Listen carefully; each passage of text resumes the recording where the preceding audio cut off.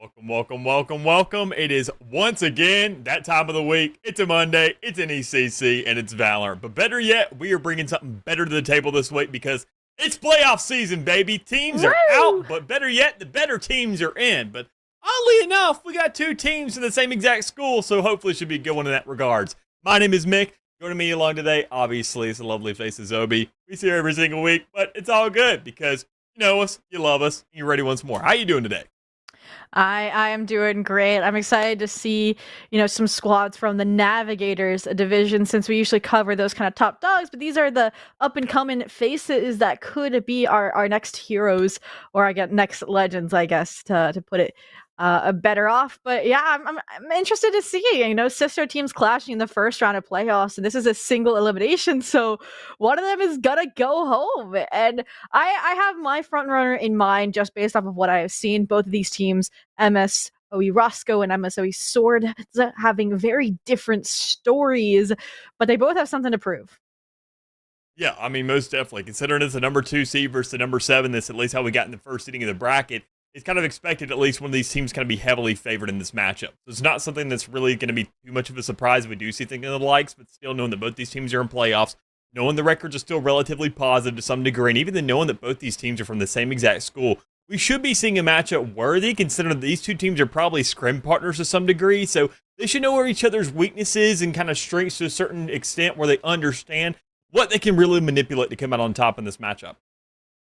I completely agree. So Roscoe, we got Triska. Shout out to them being one of the NECC broadcast interns. Big Toad, MC Speedrun, Real Mr. Taco Cat, and Sacred Shia. I actually don't know how to say that correctly. But who are their opponents, Mick? Well, that's going to be the likes of the Swords going over. We can go ahead and take a quick little look at them. We see Animu, Donk, Dominiskara, Graham, and the Atom Bomb 24. So a little bit more basic names, but I mean, all things considered, I always love seeing just kind of players, whenever they don't take much time for their names, it obviously means that usually, honestly, from my experience, those are the ones that usually they fry the most because they're like, I'm not worried about being creative. I don't really need to make much of a brand for myself. I just fry, and that does all the talking for me. But more importantly, we got to look at the map veto. And you talked about how these teams should know each other, their strengths and weaknesses, and this map pool is the perfect example of it. Each team banning strong suits for their respective sister teams, and then picking their strongest undefeated maps. Roscoe undefeated on Bind, Swords undefeated on Sunset. So I truly think that there's a chance we go the distance here on to Split. And then from there, I have no clue what we would see out of the Swords from Split because it has been played a few times by the Roscoes, but they have been changing things up as well. What do you make of this, Mick? I think honestly, I mean, it's a little bit just relatively similar, I'd say, to the likes of a default collegiate setup. I mean, knowing that we do see the likes of Bind and we see Split, but that Sunset kind of acted as somewhat of a replacement for Sin. I mean, the rap is relatively similar, but I mean, it's not the biggest deal in the world. I mean, it feels relatively close to what Ascent provides, but it's just a little bit faster, a little bit smaller. So it offers a lot more kind of counterplay and really speeds up the game to a certain degree that actually keeps these teams on their toes. And I think it's a better matchup for the likes of just knowing that, okay, this comes down to on the fly adaptation, making sure you're ready with what's rocking. And honestly, I think it's the best between these two teams, considering that on a round to round basis, we can see drastically different plays come through from it. Yes, and we'll be getting ready to jump into the game and jump into Agent Select here soon. But what's interesting to me is both of these squads have been running or attempting to run the double duelist, and that's going to be the Yoru pick actually for both squads. That is the form of the double duelist. The difference being that for the Swords, they have a resident Reina main in the form of Graham versus a Raze typically that Sacred Xia plays. And as we jump in to Agent Select, we might get to see that, yeah, for both squads, playing exactly what we are expecting to see. But I'm excited that we get to see Big Toad on my man Gecko, and I feel like their name is very fitting. Don't ask me why.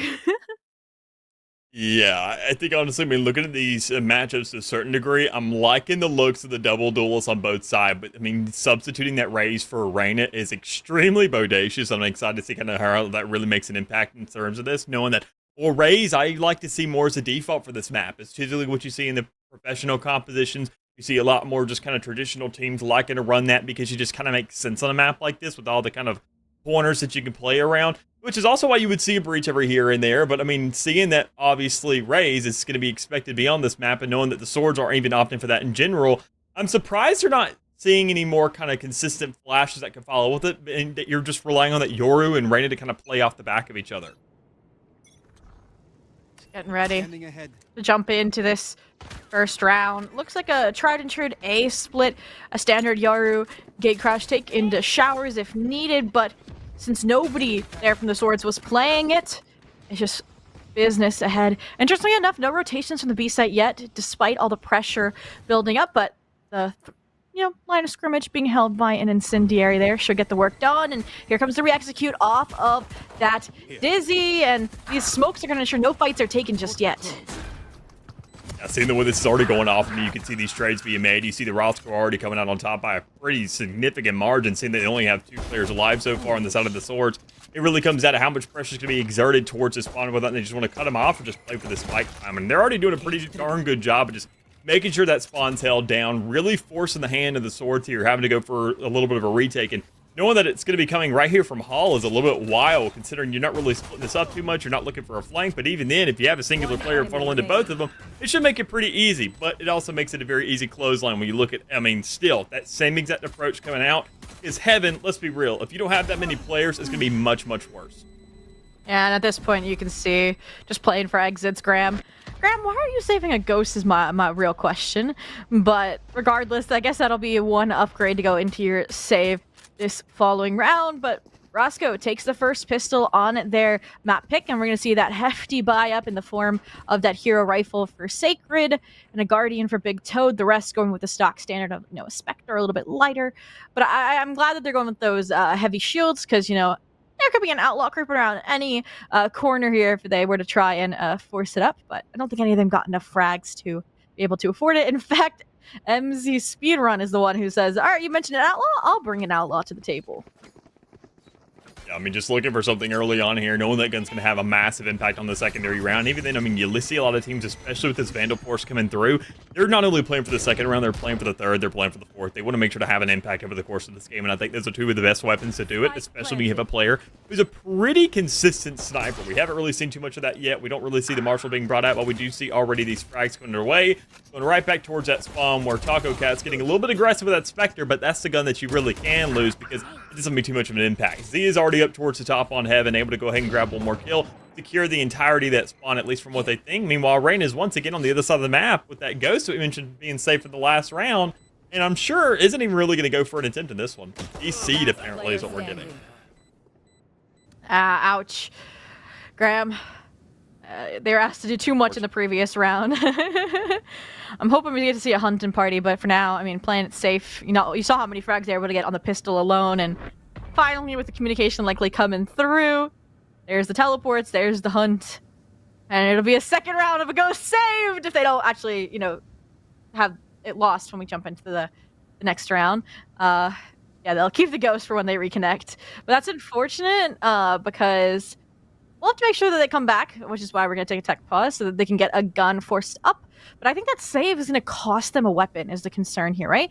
And when you have a Reyna, that Feast of Famine agent, they need to have all the tools possible in that arsenal. So a little worrisome in that regard. The save going to make a toll. But looking at the squad there from Roscoe and the weapons that they're bringing over, this is going to be a pretty decent chance at getting a conversion.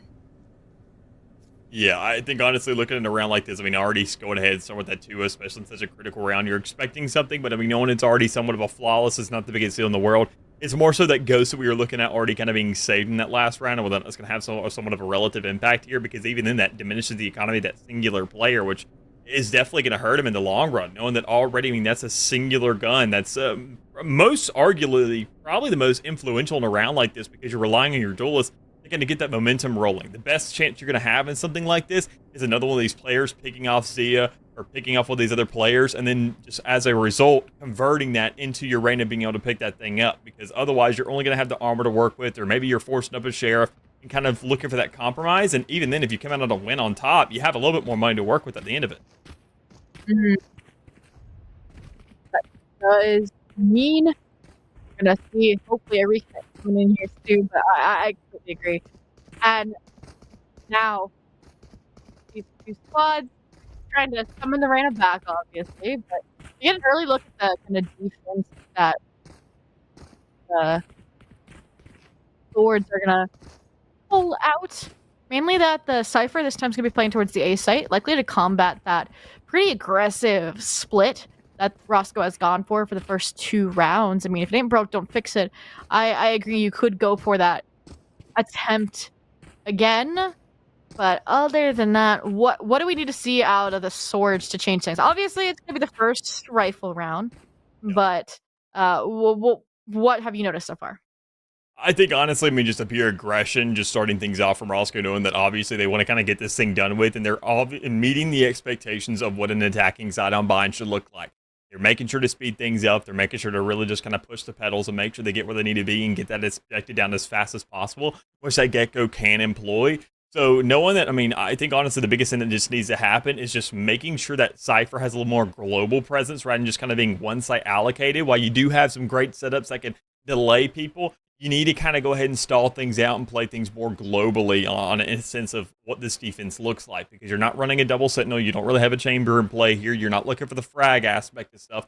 You're looking more for like a utility-based team comp is what we're seeing. And also they're trying to set up that Reyna, and that's a big thing here. They're not showing too much of an actual aggression or utility-based kick to the point to where it's all just going to carry itself. You're looking to set that specific guy up, and to do that, we got to see him really start to light up the board, and you got to make sure that his frags become that much easier to let that dominant effect start coming to play. Get those dismisses off, find that free intel, and let those chaotic battles just become that much more easy to maneuver.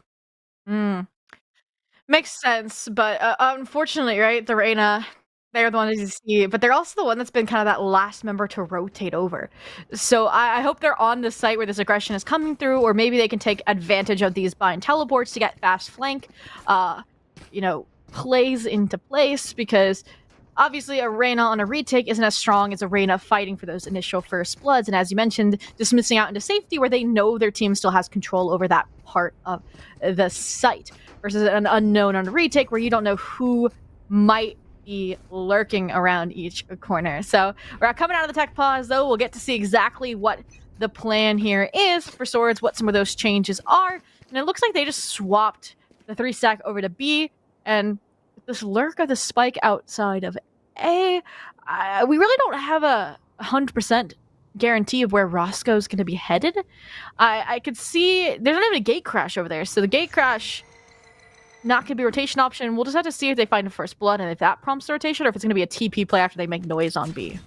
And even then, I mean, they're not looking for too much early aggression. I mean, those kinds of weapons that were brought in the last round are going to go ahead and queue a little bit of that, but to know that spike has already been dropped over towards that shower angle, that's going to queue a little bit of an already kind of keeping those eyes towards that side of the map, and whether or not they're going to want to find themselves in a rotation, whether or not they're going to want to find themselves in a different fight. Speaking of fights, we're already seeing one over here on this B side of the map. Already seeing that Reyna getting picked off, not really having much of a shot with that ghost in hand, and seeing a 1-for-1 just come across the board. But because that was a player that was covering that elbow angle, you got to make sure to keep eyes on it, and it still comes out to a trade.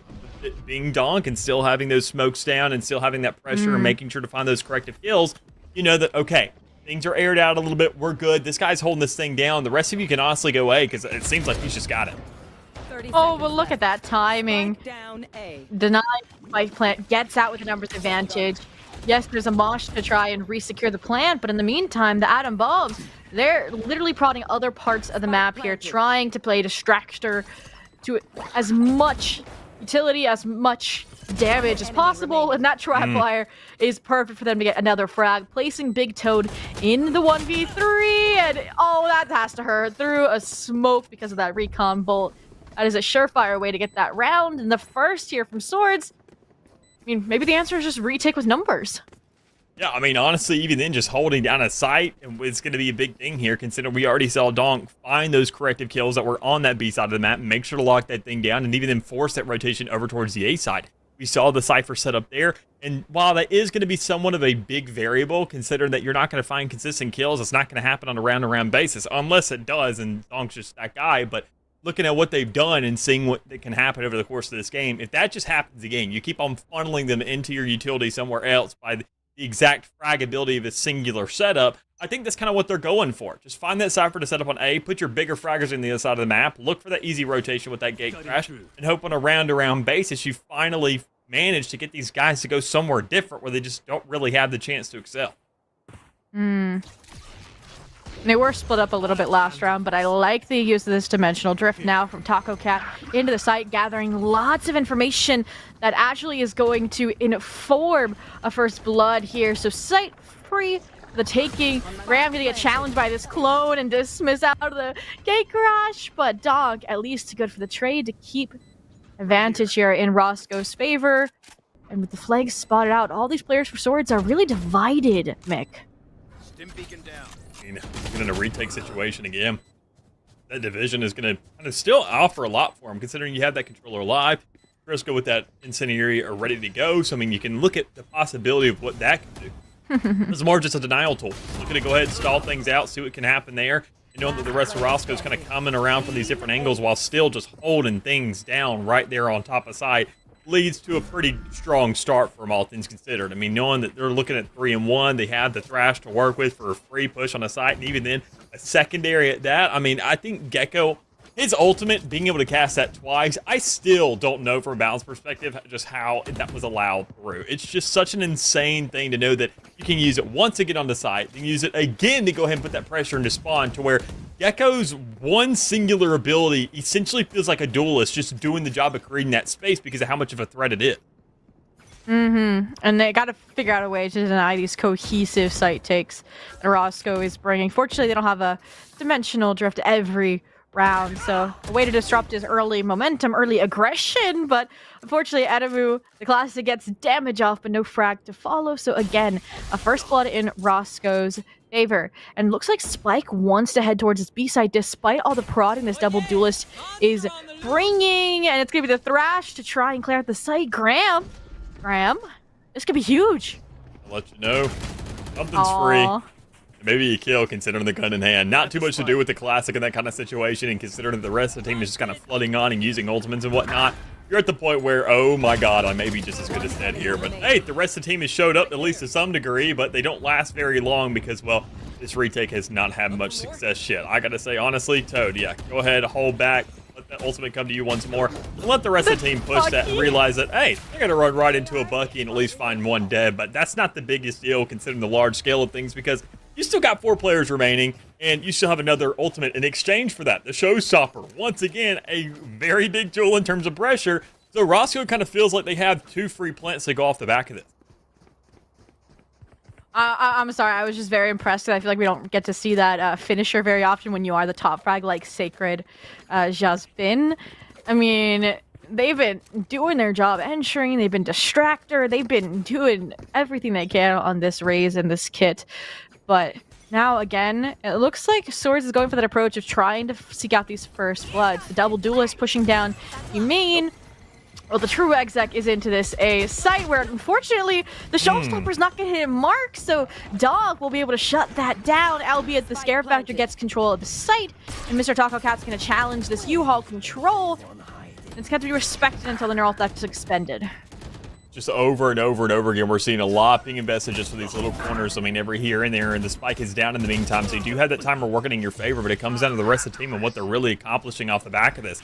You do have the 2 remaining players under that Gecko and under that Cypher, so you do have someone to the post play, but that dimensional drift going through is going to give you all the information you really need to kind of be like, okay, what's going on here? We got a player allocated towards main, we got another player on site, but even then, that's not enough for the Swords to really get the job done, because Animu, while you did get that information that was critical, you didn't hit the shots, back it up to really make it worth it. So Roscoe find themselves a 5th round to work with, still have 2 ultimates off the back of it. The way they're recycling these things, I love to see that coming from them. I mean, you see a lot of players very hesitant to kind of use those, say, hold off on it, but they realize we still got plenty of rounds to go. Worst case, let's use these right now. Let's find ourselves this lead. Let's really just try to drive that thing in, because we know that worst case, if we do see the Swords make a little bit of a comeback, we'll die and grab enough orbs on the attacking side to get those again. I mean, look at it. Mr. Taco Cat and Big Toad already 5 out of 7 on those lower cost ultimates. And you talked about cycling. Well, they're going to invest one here and there. This time the Orbital Strike to take U-Haul control.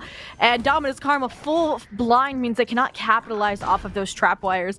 In the meantime, look at where Sacred has found themselves in a great position to punish this CT or Heaven pressure. Unfortunately, Spycam might split it out, which is why Taco Cat instead is going to be the one to deliver that forward pressure, that forward force, since they know it's an eco round, but that's just a quick little delivery of a Vandal to hopefully fund the retake effort for Swords.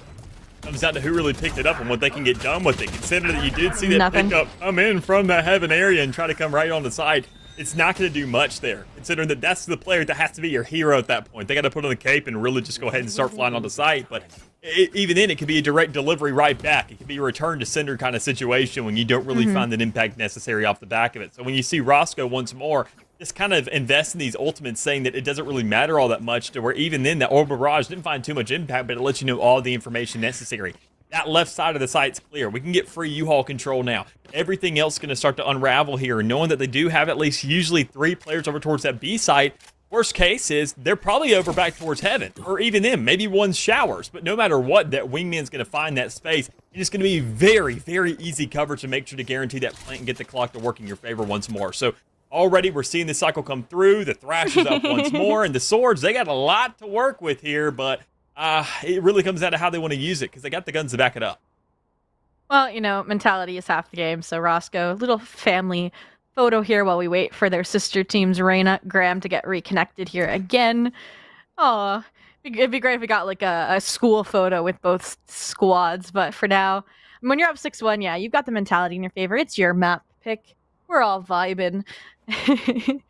And it's a great screenshot to have for later, considering, I mean, this is a team that has only dropped 1 map in all of the group stage in that regular season. It's not that they're into playoffs. They are one of the teams to beat versus Swords, right? They've had a bumpy road, and this is their chance at redemption to take down, I would say, you know, the older sibling in this case, have you beat. I mean, they're the lower rank, the lower seed, and would be a huge upset, but I don't want to take Bind too much to heart, Mick, because like I said, this map pool, the second map, is what is Swords a go-to. So if they can just get enough rounds to keep the mental sharp, to keep their spirits high, then I think they're vibing. And that's the impressive thing, too, is knowing just kind of the difference between these two teams, especially one being kind of 7-0 coming into this game, the other being 4-3 in their respective areas. Knowing that, I mean, still, they're matched up against each other. This is kind of one of those matchups you don't get very often. It's going to be two kind of sister or brother teams, as you would put it. I mean, seeing how these kind of, how they're working out against each other, knowing they're going to have those adaptations. You mentioned the golds and the silvers up against the immortals, ascendants, and whatnot. It still shows the capability of teams, so long as you have that synergy, so long as you know the kind of adaptation, so long as you have that prep work put into it, and knowing they probably scrim each other what feels like every single day of the week.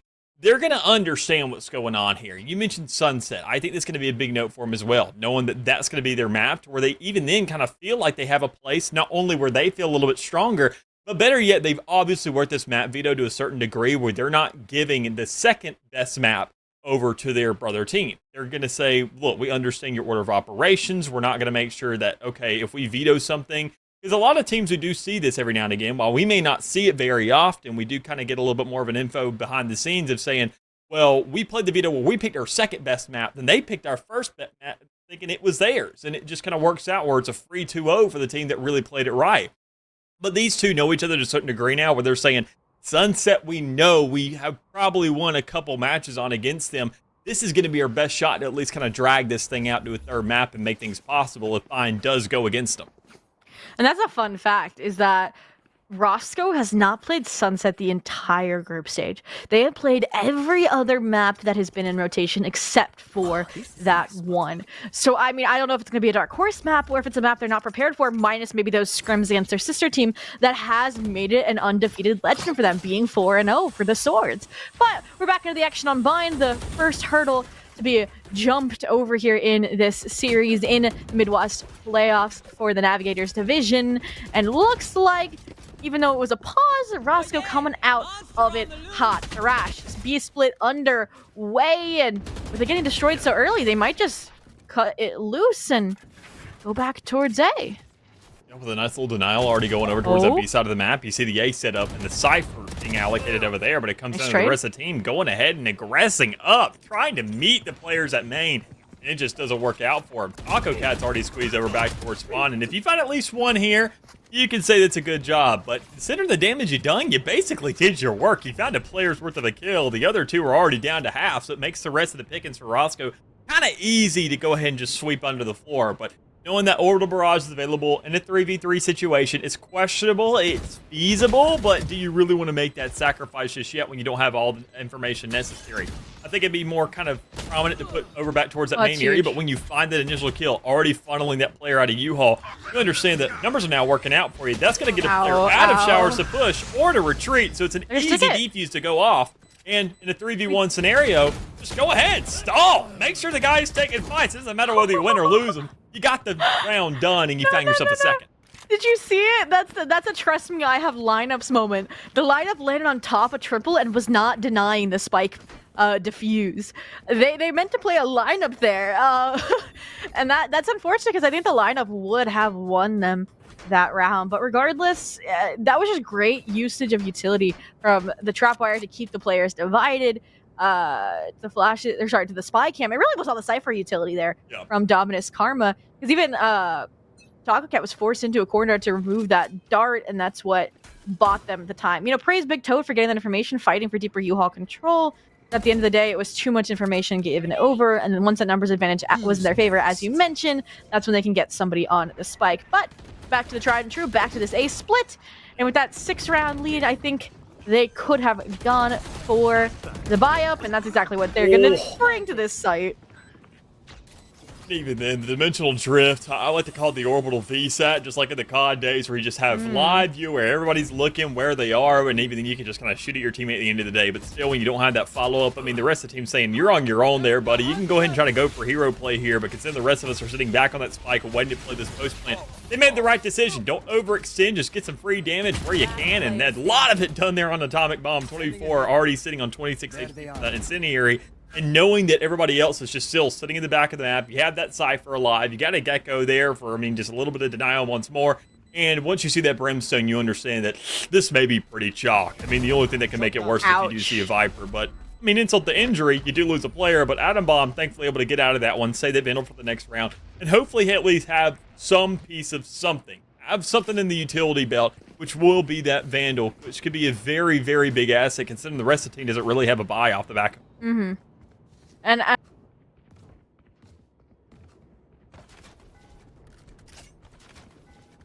that's one of the differences here between these two squads, and specifically Roscoe, is they're being very forward focused on these site ticks. I mean, you consistently have an incendiary in heaven. You have Mr. Taco Cat pressuring into CT, and it's been working for them. This definitely has. I mean, already having themselves 7 rounds, knowing they have an advantage when it comes around to the second half, worst case. I mean, you see that, I mean, even then, Roscoe are just happy to be in this set of shoes. And knowing they can just kind of execute off it, knowing they're already getting aggressive off the back of it, knowing that, I mean, this round's going to be an eco once more, they understand the flip-flop when it comes around to buying and then not buying. So they understand that aggression is a lot more warranted here. They're not going to have to sacrifice as much. Big Toe can kind of just invest everything right off rip because you just really play escort at that point. You get one of the fastest plants in the game that you could really ask for, knowing that already 3 players are knocked out as well. It comes down to the swords and how they're going to answer, because they do have these 3 ultimates to work with these coming rounds, and with only 3 rounds remaining after this, or even then, that's the best case. That's those 2 that you're going to be playing with now, with the 8th being locked up for Roscoe. It's just something that you have to kind of either understand, do you want to use as more of a counterplay, considering that Roscoe have theirs, and they're more than likely going to use them with how we've seen them allocate it so far. Or are you just going to kind of save things for a final hoorah on that last one to say, look, 9-3, maybe if we throw everything we got at them at one simultaneous point, or will they be able to meet the pressure? That is the question. I mean, 8-2 already a dominant lead established here, and they're not done fighting because, again, we jump back to how dominant their utility and their ult cycling has been. I mean, look, they already have Orbis right. They already have Showstopper back in the mix. And I mean, that's why they've just been going for these decisive A splits time and time again. This round, no exception, but the difference is Donk and Atom Bomb here on the choke point, sprays to the smoke, Judge up close and personal, and with the shower front being held temporarily, it allows the repivot, the readdress here. Look at this Dizzy. Is it enough? The answer so far, yes, but there's an incendiary there too. So Swords doing a good job this round, heating that initial pressure, getting numbers advantage in their favor early on. And I mean, Spike is in their control, actually. The gamble they've been trying to take for the majority of the game now, and it's finally starting to pay off for them. And this is the most critical round to do it, right? I mean, considering that this is the last round of the half, I mean, even then you've already lost that Yoru's estimate, Drift on for the meantime, but still, Roscoe have those ultimate players alive. They have the Thrash to play with. They have the Orbital Barrage. They have the Neural Theft. And I think that's going to be the biggest player here, knowing that it's only one remaining player left. Sure, you don't need it to understand anymore, because while a Neural Theft will do great, seeing a player dead to a matchup will do you even more. And it'll make a nice, easy little cleanup to use the Orbital Barrage for another player out and find yourself a neat little pick. So, looking at 9-2, keeping things going, seeing how things are going to work out with this. I mean, Roscoe once more on the full buy, and the Swords kind of at a slacking in that same regard. It's going to make things difficult. Not really sure what you can do with this, but I mean, hey, if there's any time to really start lighting things up, I love to see a good Thrifty every now and again. I mean, who doesn't? But regardless, doesn't come through this time around. A great turnaround. When I previously mentioned the Swords did a good job of getting that initial denial of space on the board. So now the question becomes, all right, if that strategy doesn't work, what do you default to? You default to further aggression, fight for C-Long when they're actually coming to you for once, but both duels getting cut off guard. Perfect flashes from Taco Cat, perfect shutdown of the Empress, and that means a perfect B site taken. Something tells me they're not done just yet. I mean, it's the last round. Might as well invest in Neural Theft and a Dimensional Drift to spot out how many members here are pressuring CT, an elbow, and I can't wait to see what Taco Cat is about to do here from CT. Yeah, what's it hurt? Go ahead, throw it all out there, just see what you can find yourself as a result. And you can already see the players just kind of pushing up into spawn, finding every necessary kill they really need. And while it does once again coming around to Dominus Karma, who does have that opportunity to clutch things up, this is one of the most doable situation, I'd say. I mean, having that Neural Theft available, having it online, you get that second ping, you understand one's back over towards that main area. But if you don't win that fight, it doesn't really matter much. A 10-2 half coming out for Roscoe.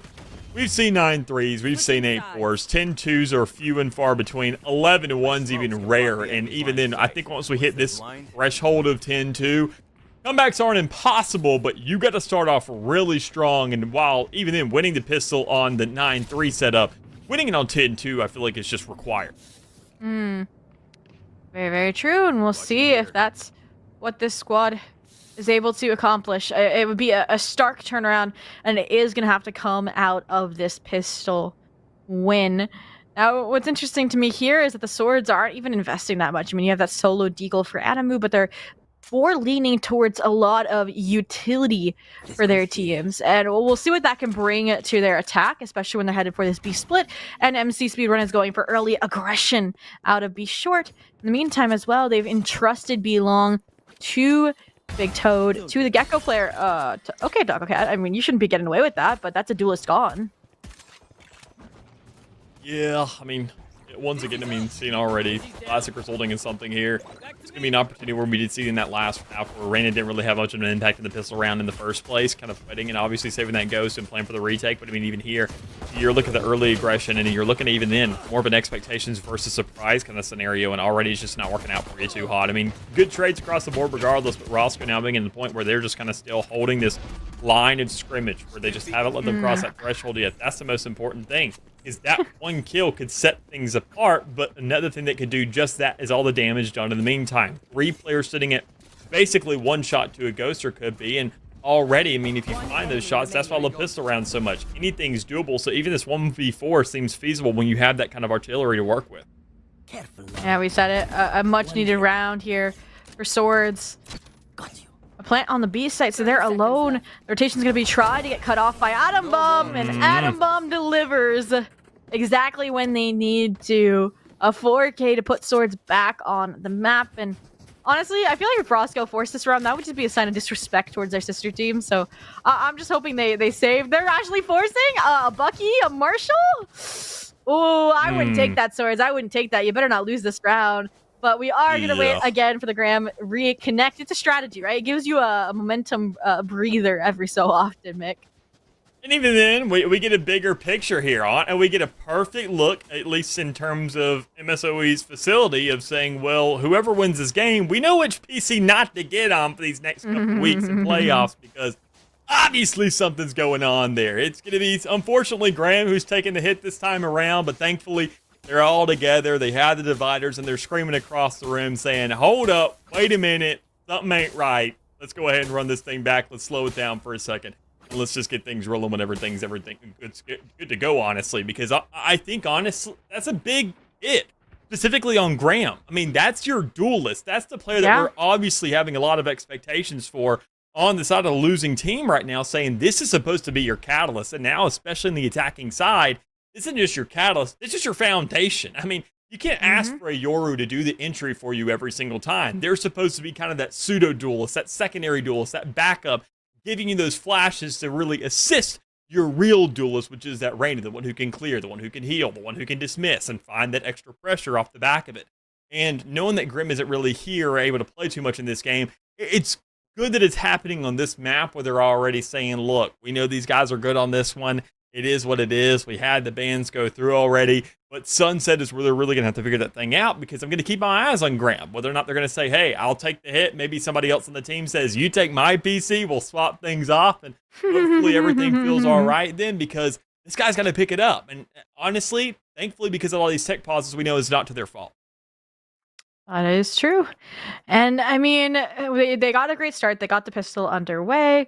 When we get back into things, we'll see the force here from Roscoe. We'll put this map to bed early on, or if we'll see the continuance of the Swords craftsmanship, their attempt at a comeback here to seal away their sister team's map pick. But I mean, that round, I'm trying to think about what was the key takeaway from it that Swords can use to replicate a success. They started on that B kind of split, and there was a teleportation play over to A. So they kept the side of Roscoe guessing, and they kind of outpaced their rotations, and they kind of sold the double fake at the end of things, right? You had that Brimstone, you had Dunk playing on B, while the rest of the rotations were taken care of by those A side players. While it's risky, it really did work out to their favor in the end. And when you're in a 1vx scenario, I mean, you can take those kinds of risks. I mean, you do have that one singular player. We always talk about making sure to play in numbers, have everybody together. And when you do have those two on one site, and you do have that kind of solo plan or somewhere else, worst case, you just hop in a TP and you get there. Bind is one map, it feels kind of warranted, because you're saying worst case, we just hop through that and we're on the other side of the map almost immediately. And even then, if we did see that Sova get picked off, I mean, it was going to be the same exact situation. Find the rotation, the one player that was there that was isolating. You could go ahead and chase that for somewhat of a flank. That's the more risky play, or you just play that right towards Hookah, find that lineup, and just kind of find that double swing where necessary. But I think, honestly, Roscoe has a good read on this to know that, okay, we know exactly what's going on. We know how this is playing out. But even then, the Swords understand kind of with them that even then, if they're in a lead, I think, honestly, with the skill differential between these two, they have an even better idea of when their ignorance starts to step in a little bit and make a play to say, look, we're not crushing these guys per se, but it's a very large differential to where we're at the point where, honestly, we can kind of get a little silly with it. We can get a little bit arrogant. We can kind of slip through the cracks on some things and kind of lose the greater scheme of stuff, because once those rifle rounds start to come into play, you're expecting those guns just to do all the real work for you, and that's exactly what we're going to start looking at here soon. Yeah, so early Dizzy, not really going to confirm information, but the hit coming through nonetheless. A nice long-range fight taken with the Deagle, get some chip damage, but the corner player spotted out, run down, and that is the name of the game here on this B site. So much utility getting dumped in here. Animu mainly with these flashes being insane for taking space for the squad. Now, we're going to hold this backside CT choke point. They've confirmed that 2 out of the 3 remaining players are there, but the question is, have they checked the shot? And they have. Sacred taken out there from the flank, and now it falls to the remaining player, Triska. 1v3, the Marshal in hand. Gonna try and isolate fights thanks to that Molly playing zoning backside. They realize they gotta go faster. Deagle is the potential takeaway. At this point, you go for a ninja defuse. Let's see it, Triska. Come on. Gotta go faster. Yeah, I don't know.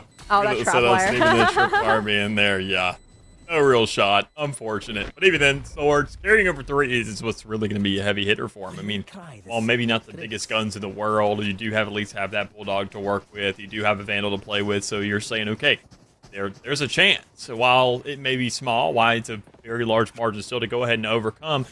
This third round is really, really big. I want to say even kind of more influential than the first. Just because, sure, the first is great to get, but it really finds that setup for the third to say, do we really just kind of curb stomp them and get to that point where they don't have anything to work with? And you can get that kind of flip-flop situation where you see a buy, then an eco, then a buy, then an eco. And honestly, at that point, you only realistically need to win 3 real rounds compared to the full 6 that you're looking at on your scoreboard.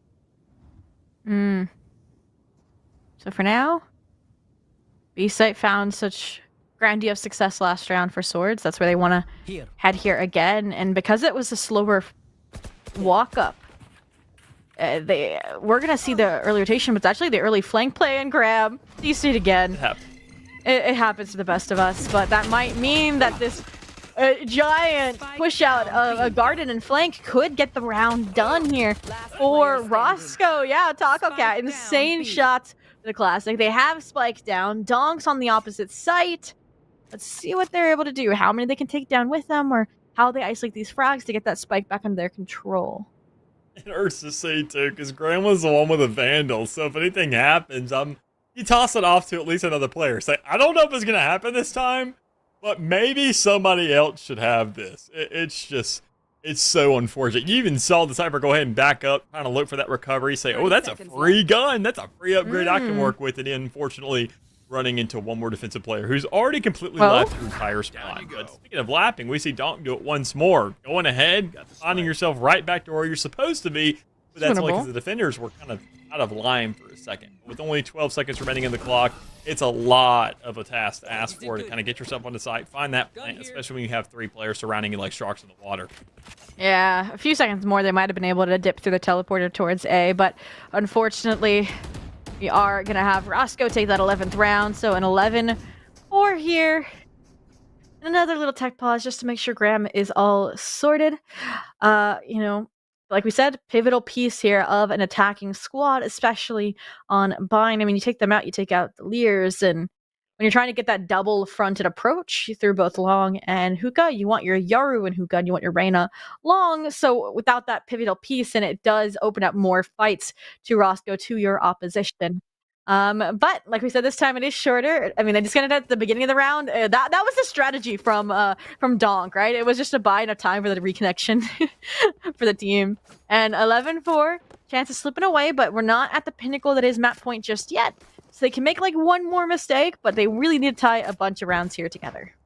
Yeah, I mean, just getting that much bigger now. 10, I'm always saying it's looking kind of good. 11-1, I mean, we just saw one recently in the VCT circuit, and that was just like, seeing that on international stage already just got through out there. Not unheard of, but good God, is it an absolute diamond in the rough. It is a needle in a haystack. It's something you never run into, but we thankfully didn't see it this time around. But even then, looking at those deficits, when you look at those 10-2s, when you look at those 11-1s, it comes down to literally locking them out for at least a couple rounds. Finding 5, 6 consecutively, and you're saying, okay, look, this is feasible. We can just replicate that to some degree. Give them 1 round, let them think they have a shot now, and they kind of can start figuring things out, and then do it once more, and then you see yourself in a no-2. Taco Cat messing around, getting the decoy off, and trying to play the fool, but it's just not fell for. Great reads there from Swords, understanding that he's messing around, and, well, unfortunately, couldn't really find too much of an effect. I mean, at this point, he's just apparently looking for clips. I mean, it's the Yoru blood. Oh, and again, it's gonna be this trap play style, utilizing these teleporters on Bind. And the question is, they might think it's a fake. You can hear the reload at this point, so Cat's out of the bag. And it looks like the team doesn't want to hold the showers because they understand that A short is now weak point. It's an opening, but that door is quickly going to get slammed in the face of Atom Bomb. That's Spike down as well. This is where Speedrun wants to use their cage to get out here, potentially. But no, they're just holding the line, waiting for their teammates to take care of these players, and Speedrun says, no, I can do this. They're getting pinched as well from Spawn, but I mean, Swords are just holding their ground, finding these frags in their favor, and Sacred is no exception. Donk shuts them down, and that's a 5th here for Swords. Something to work with. I mean, things at least having some shed of light here, but I mean, Roscoe already just kind of seeing they had themselves a spike hold right towards A main. I gotta say, I'm kind of surprised you didn't see a little bit of a backup, and obviously the attempted retreat didn't really work out too well for them. They understand the players were trying to fight for that shower control early on, and that was a good fight, at least in terms of the Swords regards, to kind of find themselves successful frags and at least get that pressure down to saying, we don't want this rotation to occur, so even if we do drop players, it comes down to just making sure that the other guys that are towards that area where the spike was already dropped, unfortunately off the get-go, that's what you need to make sure is the utmost priority. Play the rest of the map to kind of set that thing up. Whether it takes lives to get there, that's totally fine, as long as the end result is another round, and that's exactly what they found. Not only that, but they get themselves a first in the next as well. So things are looking doable for this one, knowing the numbers are already playing in your favor. So here we go. Again, a chance for Roscoe to pull themselves onto map point, but that first blood and one of the duelists stolen away, that had a showstopper here. Aquacat's really gonna have to deliver with this pop flash out of the smoke, and they get one. Gate crash out, and through their own smoke, Triska finds one, finds two. It might just be the ticket Roscoe needs. They're all left to confirm where these remaining players are, and that the teleportation did in fact come through, but at this point, they're just trying to fake some sort of play here. I see the dimensional drift invested to go recover the spike. Gate crash over to the B site, which is where their counterpart is headed. And this is a smart play. My only concern is that there's already rotations from Roscoe and CT towards the B site. And even then, I mean, still just slipping right through the strips. I mean, you saw that obviously to some degree you're trying to get that cipher across. They even sniffed the guy out, but the best part is you don't even need to know where he is. The tripwire is going to do more than enough work to go ahead and put in say, all right, somebody's on the flank. So while you did miss him on that dimensional drift, we got another one coming right at us. This may be an instantaneous rotation across the map, but you're not going to have enough time for that. You got to go ahead and defend this plant. You got to make sure that player doesn't get picked off. And while it does happen anyways, it's right after the spikes are put down. It's a lot to ask for, and for Roscoe to close things out like that to get themselves to a map point, it makes sense. I mean, seeing this was their pick off the get-go, so I mean, 5 to 12. We were expecting a little more out of the Swords. I think honestly after that last round, I'm saying, hey, there's chances here. They're finding fights. They're understanding how Roscoe play this, and that's what I like to see is that they at least have a game plan going into these things. It's just that Roscoe are just winning a lot more of these outright fights, and when they're not messing around too much, it's just not unfair, but it does obviously show that who had themselves the better standing in their own division coming into this, and it really shows the kind of light of the seedings that are in play. So from that point here, Swords, they do have somewhat of a buy on the field, so they got themselves something to work with, but it comes down once more to the ultimates they have in hand as well. The Hunter's Fury, the Orbital Barrage, they have chances, they have opportunities to create, but Roscoe has one of their own as well, sitting right inside Hoop. And here comes a play between the Gecko and the Yoru to try and take these early frags, but the response is instead for Sacred to go out and look for their own here, trying to corral them with this utility. Jump Peak throws themselves onto the rocket to keep the entire team alive there. So far, so good, but both teams using so much utility, not even a fight for a site, but for B long. It's at that point, man. I mean, I get it. I get it. The Yoru plays are tempting, but they're not always going to work out the way you want to it. Unfortunately, we do have Graham just still sitting in the back of spawn. Unreal, really. But all part of the game. It's happened too many times to the point where Roscoe, they say, it's map point. Go ahead and wrap things up. You see the shots. You take them. Let's give this entire break as a mediator to really figure out what's going on here. But in the meantime, it still comes down to the rest of the fights. While there is 2 players remaining, there is a chance. While it may be small, while it may be minimal, it's still doable to some degree. And even then is lowered even more so when we do see that second player going ahead and getting dropped. So Atom Bomb already closing out 1. The rest of the team already lit up a good bit. So I mean, this is definitely doable. You don't even need to hit the headshots really, just find the bodies. But even then, Atom is still managing to hit head after head after head. It just comes down to the collateral. Knowing you got the timing on another with 12 seconds remaining, you got to ult yourself onto this B site. And I don't think honestly with the Avenue going, it's not going to get done. And at this point, like, Minecraft speedrun, they just hear it and they just have to run for their lives, and sometimes the clock is your biggest enemy. So 13-5, MSOE Roscoe will take their map pick, and it's so sad because it did feel like the Swords were finally starting to pinpoint the strategy and leveraging that.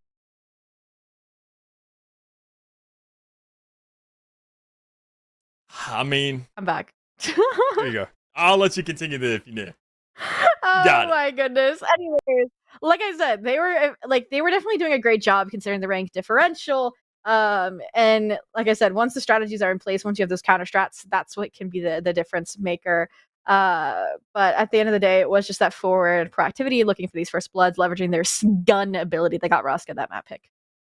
Yeah, I mean, honestly, looking at, I mean, I like the difference that they had there. Things definitely looked feasible. I think, honestly, that's the most exciting thing I want to say for Sunset, at least in my thought process, knowing that they did have a shot, they did have a chance, seeing the stats that were going in towards them. I mean, they found themselves some equilibrium in terms of these kills. The only outlier was Graham, honestly. I mean, think about what that player could do on a round-to-round basis if, if you weren't DCing every other round. I mean, it's unfortunate, but it's really what happens every here and there, and thankfully this is for the start of playoffs with things on the line, this is the most friendliest matchup you could get. So, I mean, all things considered, you're really happy with this happening right here, right now. But, I mean, honestly, knowing that these are sister teams, knowing how this game could play, knowing that we're going to go into that second map of Sunset, with that being the Swords pick, I think looking at the rest of the team and what they've done, we've seen so much collaborative effort, at least from everybody else, where you see the two MVPs are matching themselves in kills. So, even with a skill differential present, sure,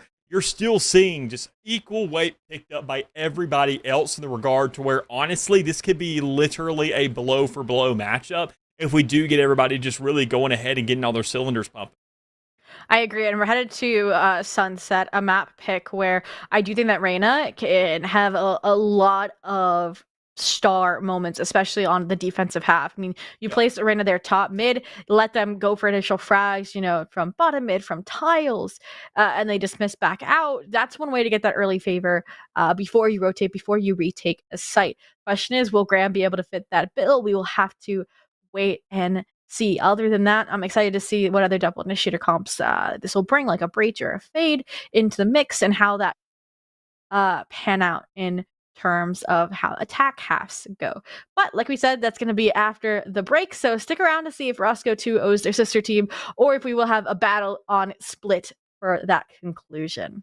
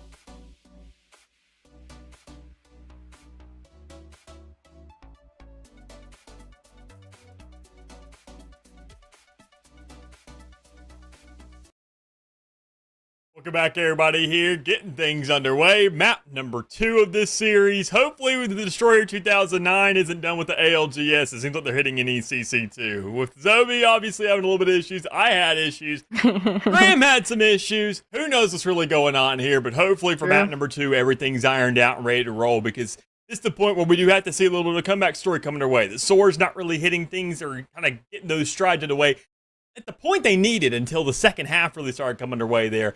And with a 13-5 on the board, with their map of Sunset coming up next, things should look feasible for them, because while we know the score differential and the skill differential between these teams were pretty marginal on that last map, it's okay because, well, they at least had an idea of what was going on in the bigger scheme of things.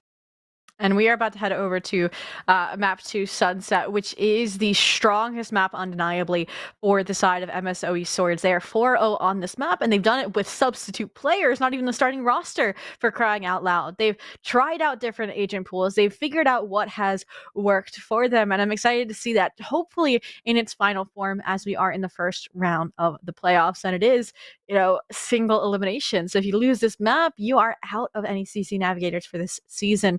So all the stakes are as high as possible, and we'll see if Swords can deliver and send us to Split.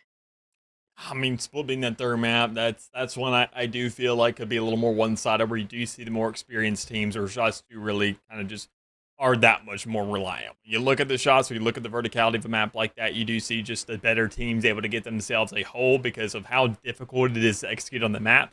While it's relatively easy to defend, teams that know how to attack, they can make your life an absolutely miserable mess on there. So I think, honestly, the Swords are going to look to kind of hopefully get to the point where they're saying, we understand just as much as the NECC guy that we don't want this map. We want to make sure to kind of at least get to Sunset and make sure to close it out there and at least draw the series out, worst case scenario. So I think, honestly, it's doable for them, but it really comes down to the composition so much more, because you mentioned the kind of initiator power on a map like this where the fade is feasible once more. While she's been kind of drawn out a little bit, this is one of the places where she kind of looks to be usable, but Gecko has filled a lot of shoes here recently. I mean, the guy has been doing nearly everything, and I wouldn't be shocked to see him at least once more here. I hope we get to see Big Toad running the Gecko. And like I said, we haven't seen the Roscoe squad on this map, so I definitely agree that it is not out of the realm of possibility. For the side of MSO Swords, the team we know more about in terms of the composition, Animu likely will be running the Breach, Dominus Karma on that Cypher again. Atom Bomb actually flexes over to the Harbor usually. And Graham, I want to say, usually is going to be on that Reyna, which then my concern kind of falls to if Dog plays the double controller, the Brim, instead of the Sova, which I want to say was when they had a substitute player instead, then they won't have a way to destroy Cypher trap wires. So I hope we get to see Donk on that Sova instead, just because it will kind of bring at least some choice in terms of how to destroy those trap wires. But for all we know, like you mentioned, these two teams know each other, right? So they might know what that composition brings to the table, and they might try to throw a wrench into it by changing up what they normally do. And that would be fun to see. It'd also be massively confusing between the two, which would be fun to at least look to some degree. But we can't really look at too much counterplay. The only real counters I want to say we have in the game is like maybe for a Viper's Pit, where you do have that orbital barrage, or you have a dimensional drift that's just either flood that player out or completely just kind of lock him in spot to say, all right, well, she's right here, just shoot my body and your bullets will go through me. Those kind of situations. And even then it comes down purely to the ultimates to kind of rely on those actual kind of rock, paper, scissors kind of setups. So knowing that already, Sunset, this is a map to where it's not about the utility all that much. It's about your placement. This map is extremely small. It feels relative to the Ascent. I want to say it's the closest map we can really get to Ascent. And if Ascent was to leave the map pool, God bless if it ever does, I think this would be the map to kind of fill those shoes, because it's just very easy to rotate somewhere else on the map. There's a lot of mid presence, and even then, while it's not super prominent, it makes very easy rotations over towards the either side of the map. Compared it, instead of rather having kind of that puppy and that tree heading over towards the A site, you do have instead it has to lap right back around in that little sidewalk, go right back to your spawn. But with it being that close, you get to the point where you're saying, if we're already up this far, we're literally on enemy spawn at this point. So we can just wrap them, and the attackers could be in a point to where it almost feels like fractured to a certain degree. And that's an interesting thing to point out, because obviously Euro is not a go-to on this map, but I could see a player like, Mr. Taco himself playing that agent and using it for that kind of purpose, getting behind the enemy and using it to backstab. But I also see this team being a really strong attack team for the Roscoe side, because they'll take a site and then they won't stop there. They will push into Link. They will push in to CT or Market, depending on what site they're hitting. And I'm hoping to see that the Swords are prepared for that, because I think it's going to be an undeniable truth. The only thing I saw, I think, out of promise from the defensive side of the Swords on Bind was when they went for those proactive plays to deny space. So I'm hoping, like I said, we get to see Graham, that Reyna, pressuring mid a lot, getting early pressure.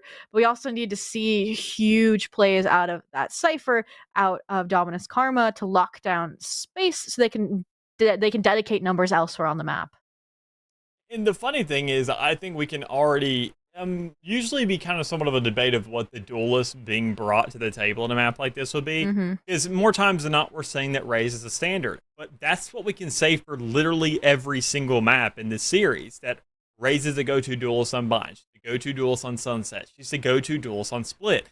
But already opting to say we don't want her in that first map, we could see that swap up from a Yoru going to a Raze, still providing that necessary utility, still flooding out those corners. Because, I mean, we've seen it time and time again. I mean, if you look on the B side, specifically on Sunset, where you have that cubby just kind of tucked over to the side, that's a free paint shell to flood somebody out, worst case scenario. Because otherwise, you're investing what would be maybe a breach aftershock, and one regen's for free and you start every single round with, and then one you got to invest some money for, and it's much better as kind of like a staller, knowing that this map is so kind of compact and there's so many walls that you would rather use it maybe for a post plant to kind of just white off those audibles. So I think it would be more useful to go for that kind of setup, but already seeing Graham opting to say, I don't play Raze, I don't want to do that, and so I'm going to go for the Reyna. If this guy played Raze, we would have seen it on map 1, I think, without a doubt, just knowing she is that duelist. So I think it's going to be interesting to see if Graham does have that level of continuity. If we do see map 3, if even then we see that transition there as well, or maybe because Reyna just doesn't feel like she's all that useful on Split because of all the walls that are prominent there, and knowing how there's so much coverage on those sites, maybe kind of going instead to the shoes of maybe a Jet instead, if he just was really adamant about not playing that character. Speaking of characters, I want to get your opinion as we wait for the teams and specifically Graham to load back into the game. What are your thoughts on the new leaked agent of Clove, right? I feel like if they're going to be a more aggressive form of Omen, that's why people have been choosing Omen as a controller over the others. Is that paranoia? Is that kind of pseudo-shooter capability or pseudo-duelist if you're looking at like Tens and Friends? So what are your thoughts on them? I'm excited. I think, honestly, it's a new archetype that we're seeing. I'm loving to see there's a lot more diversity and kind of hybrid situations where we're seeing these. Because, Lord, God forbid, we get more duelists, right? We have so many in the game now, right? It's like everybody loves getting clips. They love running there and fragging out. People love smurfing. So let's just go ahead and give them every single character they can do that. But I think looking for these hybrids to where they do provide more in the bigger scheme of things, it just offers a lot more. We already have a lot of good attacking when it comes around to the stance of what duelists can do.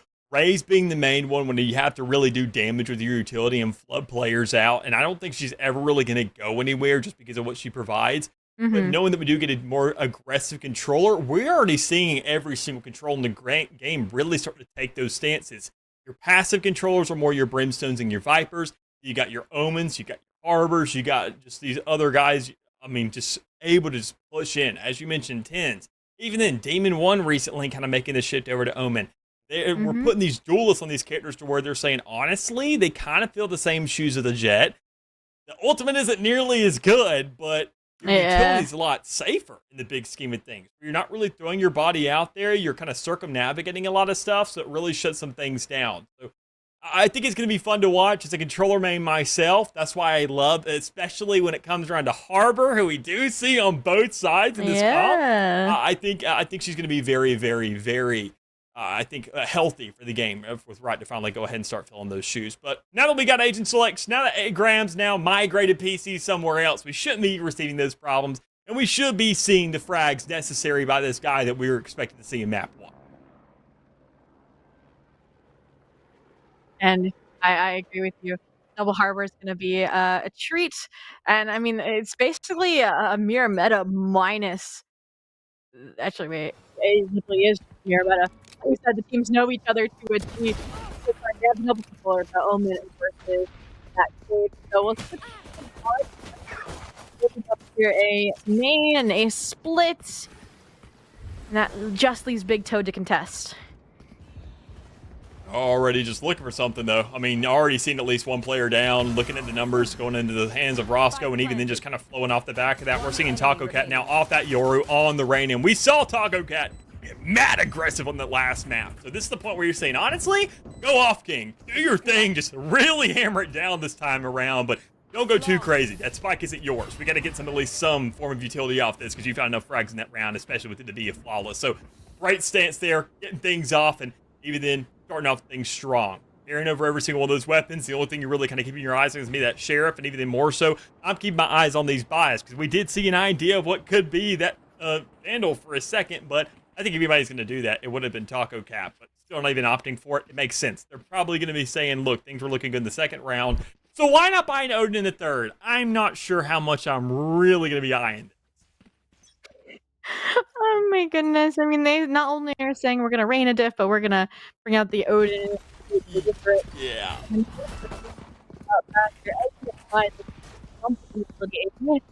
to push out one. They're just trying to force the rotation into this top mid stack harbor, the Cypher. Ready to take space with high tide, or even just feign it. I mean, they feigned aggression A main, they feigned aggression mid, and they're about to crowd the players into the Odin A main. Right into that Odin. Wow, it's not going to have the same prominence of maybe like a Sova on a scent, but I mean, still, depending on what hands they're put into and a round like that, and carrying over everything once more, sitting in another flawless, I'm expecting that thing to have a little more of an impact on what we expect. Even then, with still so much money carrying over, I mean, you could see Roscoe buying up these guns just for the heck of it, but they already know they got some power players in their hand. We are going to have, I believe, a little tech-ski pause here. Is that correct? Or is it just, I'm gaslighting? I'm gaslighting you guys. It's so that you guys manifest us not having one.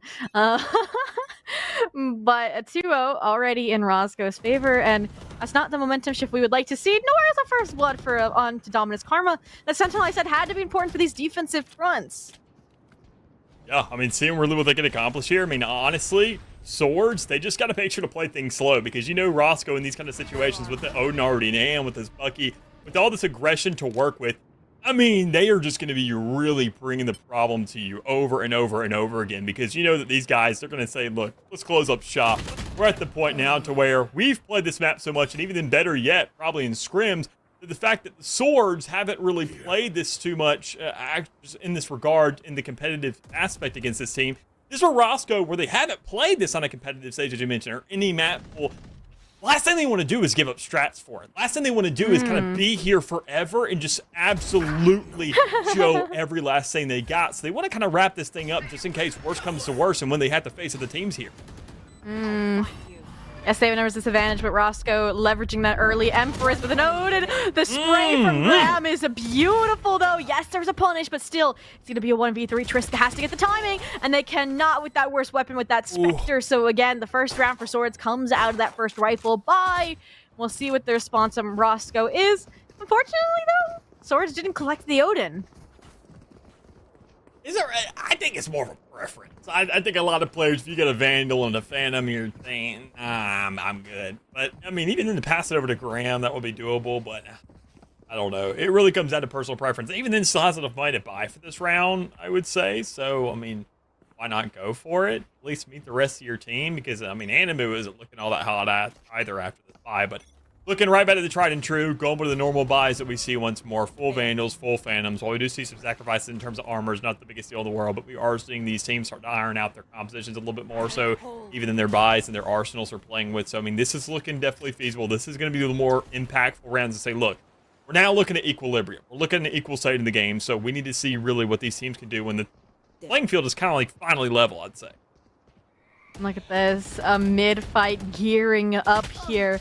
Dark cover to try and lull the pressure, but Taco Cat just gets isolated as a result around Pillar. And now that they found the first blood, the idea is to pop through market, where my only concern now is going to be that Fade here lurking B main. Spycam not spotting them out means they might have the element of surprise here. The question is, how many are they going to get, or will the thoroughness from Autumn Bomb be enough? And it is for the 1-for-1 trade. Gotta do more of that. I mean, well played here by the Swords. They're starting to understand what Roscoe's starting to bring to the table. They like to get those isolated players to push up and find those initial engagements to just start the round off and throw a wrench in all their plans, but they're just not even letting that really come to life. They're just going ahead, spreading themselves out, making sure that, okay, they're going to come in one by one. They don't really respect us enough to go for that entire push that goes off simultaneously, and they have the fragging power to meet. I mean, already, seeing the 1v1 situation, going for trade here. Problem is, those 1v1s are the most influential, and that's when your best player has to honestly be standing alive, or at least one with cold blood who can really just make sure to win those things. But the 3-1, Roscoe closed things out. That round of equilibrium, I said, now coming to a close, but we're not really going to see too much of that again, because if we do get a full buy, even in the next round, it comes down to how many of these ultimates are going to be available for Roscoe in that one, and you're going to have that Nightfall, you're going to have that Reckoning to play with, so it's going to be kind of on that same stance once more, and I'd say those two are arguably going to be a lot better, at least for the kind of site control that you're looking for, compared to something like an Empress and From the Shadow. Yeah, no, a great clutch there, great retake. Nice trades coming through, nice distractions, but this round, it looks like Roscoe was trying to go for a hard read of it being an A-take.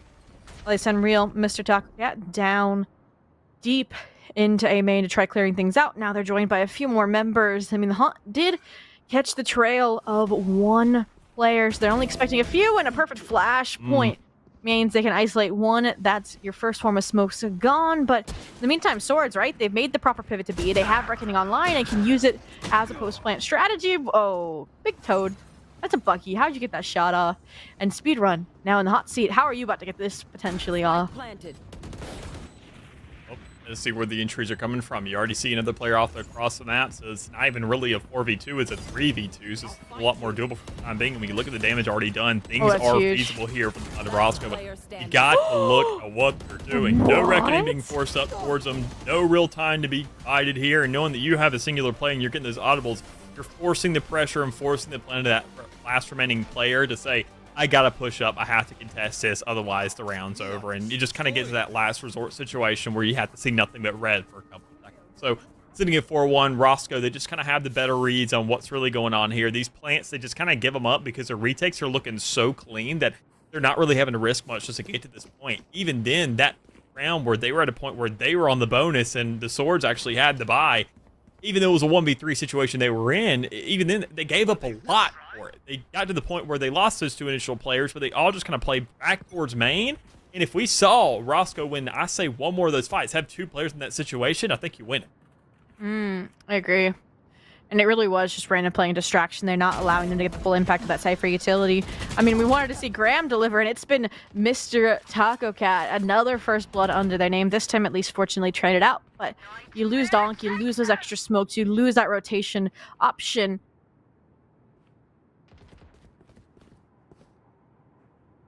Looking for it.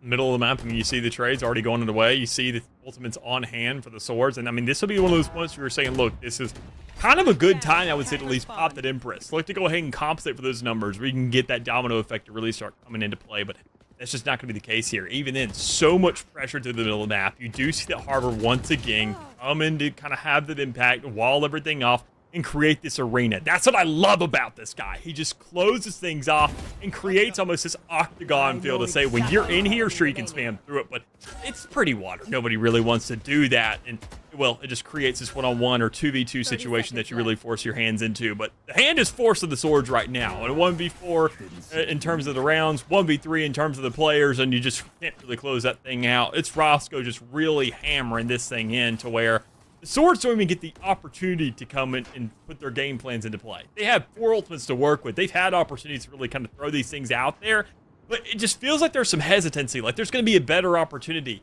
If anything, I think you need to get to that kind of mind state where you're saying, I need to understand where we can pop this and what the timing of that would look like in spawn before we think about sight, just because it's looking like it's difficult to get there even in the first place.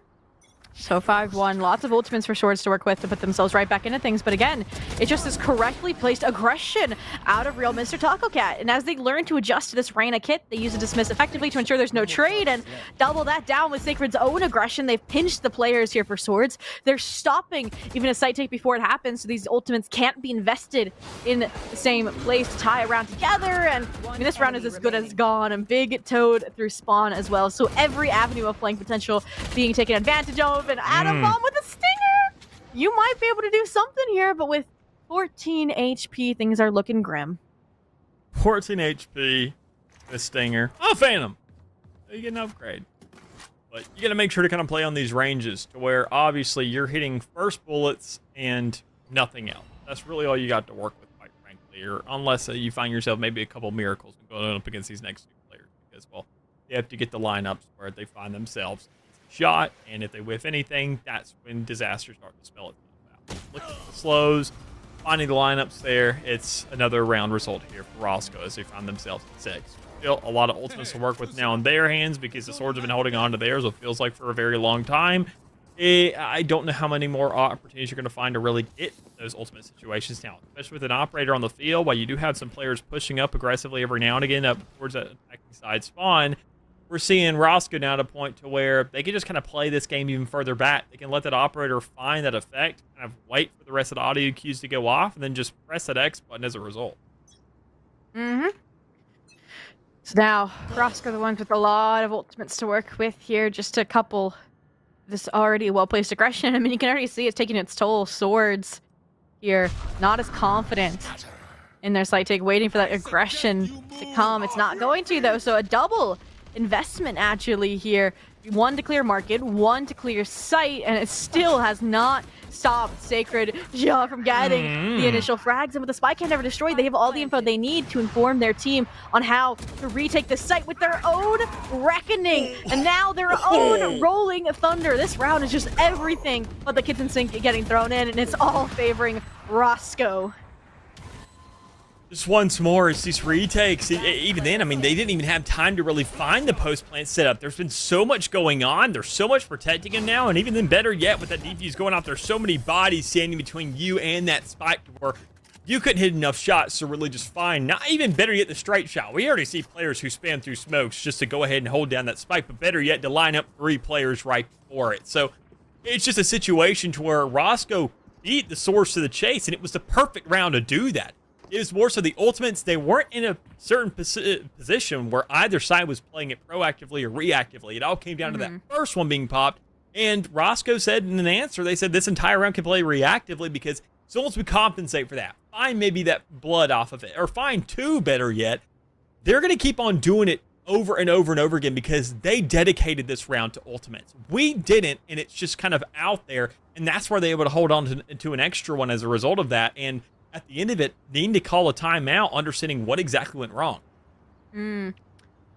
So, 7-1 feels like a little bit later of a timeout here from Swords than we would have hoped for, but I hope the Atom Bomb is cooking because they're getting sites pretty easily if they handle that aggression, if they get that trade off of the real Mr. Taco Cat. But then, once it's Roscoe's time in the hot seat, when they get that chance at a retake, it just feels like all of the frags are going in their favor, whether it be trades, whether it just be joint utility usage.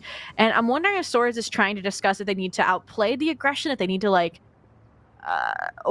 they need to beat the rotation so Roscoe can't just flood back in like they've been doing. But even then, I think the way that Roscoe's approaching things, where they have aggression on one front, the Cypher anchoring on the other, it makes it really hard to slip through any kind of cracks unless you win those fights outright. Yeah, I mean, just seeing the way this is working so far for the Swords, I mean, this is their map pick, and this is an even worse case than what we saw on the first map, and it kind of hurts to see, all things considered. I mean, knowing that you're hoping that this is when they really start to light things up, and every single one of their rounds, I mean, especially their initial takes look really good, really clean. They understand what the gaps are and what Roscoe's providing. But it's also because Roscoe kind of gives it up to some degree. Even right here, I mean, Taco Cat's pushing right up towards that A main area of the map. You're seeing that aggression come through where they're saying, okay, we know that smoke's there, so we could either go to the middle of the map. We already have players that are towards B, so they're probably going to allocate there. And while the spike is trapped towards that A site, they understand that if there's an opportunity to take, we could squeeze through into their spawn, knowing how small this map really is, to kind of take this from an alternative angle, really trap them back towards our spawn when they just don't even expect to get there in the first place. But the first play goes over to the side of Roscoe with an immediate trade, so you're thankful at least for that nonetheless. But 30 it seconds comes down to the swords and how even then, while they do have the equal numbers, they don't have the equal ultimates, and they don't have the equal health because Atom Bomb is basically one bullet. Now 4v4, Empress popped Mr. Taco Cat Spike down on the offensive here with a flank coming through. They've pinched these players, and they're just trying to buy down the clock. A 1v2 at this point. If you are Roscoe, just fall back and try to play spike plant denial. I mean, look at that. The Prowler alone is going to deliver it. Spray through, trap wire one way. You're out of bullets. You're out of hope. And you might be running out of rounds here. 8-1, similarly dominant first half out of Roscoe. Question is the Swords ever going to find that second? Because we did see the 10-2 on the first map's half, but I mean, with now a double operator and an Odin, I think Roscoe are just trying to really perform a stress test here of how much money can you spend it around and how much does that compensate for. We do see the double operator still being shifted to a different player. There's enough money for MC to buy one for themselves as well, but I think it makes sense to say, look, let's be relatively realistic here. The operators are fun and all, but it's not to that degree. But already, singular player off the board. That's an upgrade for at least one of these Roscoe players, or better get one of the Sword players. But knowing that they still have to make something off this, I think, honestly, knowing what you have to work with, I want to see when Graham prompts this Empress, because it has been held on to for a pretty long while, and I think, honestly, we do see Reynas who like to hold on to it. They don't like that faster fire rate too much. They like to kind of get that acceleration. They like to have that natural feel of working with stuff. And knowing the Empress could provide that pressure, just that intimidation factor, that's what you need. You just need to create some air for yourself here to get something done. Yeah, and I was worried about what this Odin was going to do, and the fact that it finds another and has halted the aggression of Swords. Again, trying to punish the overzealousness of Roscoe, and this time they will. So they've evened the numbers out, and you can see the Cypher trying to pull rotations over to the B site, and it actually has worked. They thought they just grabbed an additional frag and ran their way over, but as this high tide drops, it's going to be the operator from Triska to realize, oh, there's still players. They're still going A, and you can see the scramble now to meet them there from Big Toad, and there's be utility to try and deny this space. There's also the operator double op, I should remind you here. It gets its window opportunity on Jenny, but that falls through, and now they're gonna get reflanked potentially by the Cypher. Yeah, the gun barrel's too long. Oh.